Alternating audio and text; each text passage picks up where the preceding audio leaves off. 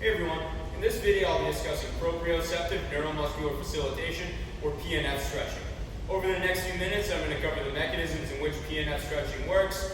I'm going to cover the appropriate times to use it. I'm going to cover what relevant research says about its potential performance outcomes. I'm going to cover the types of PNF stretching that I came across while doing my research. And then at the end I'm going to provide some examples of PNF stretches that I use with my athletes in my own practice here at the gym. So looking forward to getting into it. Before we go any further, I think it's important to discuss the mechanisms in which PNF stretching works.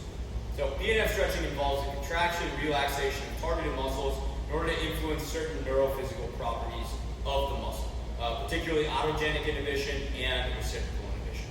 So autogenic inhibition mostly relates to the function of mechanoreceptors within the muscle that can sense changes in length and tension that could potentially be harmful to the muscle, and almost as a protective measure responds by inhibiting the contraction of said muscle. Reciprocal inhibition refers to the concept that if one muscle is contracting, its associated antagonist muscle is inhibited. So PNF stretching kind of seeks to take advantage or modify these kind of responses in order to target more potent performance outcomes, which I'll be discussing in the next section. In reality, PNF stretching isn't much different than any other type of stretching in the sense that the main goal is to still elicit changes in tissue length, flexibility, and joint range of motion.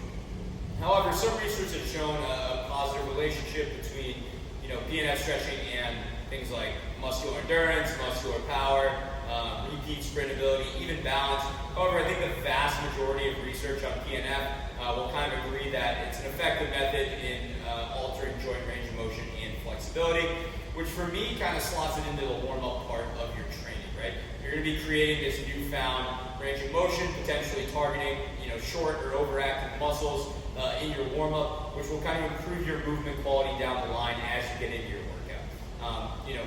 It could also be beneficial for cooling down, returning muscles to their resting length after a hard training session.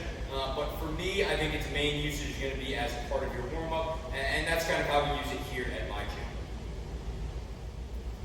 So as I was kind of doing research for this assignment, I came across a few different methods of PNF stretching, namely the contract-relax method and the contract-relax-antagonist-contract method. Now, the contract-relax method is covered in detail in our book, so I won't spend too much time on that. But the contract-relax-antagonist-contract method, which is a mouthful to spit out, involves a period of muscular contraction, target muscle relaxation, and then an antagonist muscle contraction, kind of taking advantage of reciprocal inhibition to pull a muscle further into a stretch position, hopefully creating some more change there. But I'll give an example of each one of these, which I use in my own practice, and then after that I'll wrap things up. So this is a hip external rotator contract relax stretch that we use, where athletes will be instructed to drive their shin firmly down into the pad, contracting those external rotator muscles for a period of time. Following that, they will relax, extend their opposite leg back further, sinking deeper into the stretch. And of course, this will be repeated a few times throughout the stretching sequence. The next video is an example of the contract, relax, antagonist, contract method that we use, where athletes are in what I call a Spider-Man position. To start, they're going to pull their knee forward slightly, engaging that hip flexor on the stretching leg. After a period of contraction, they're going to extend their hip forward, squeeze their glute, pull their heel towards their butt, getting that hamstring. Hold this for a period of time, and then relax and press deeper into the stretch, taking advantage of that reciprocal inhibition response.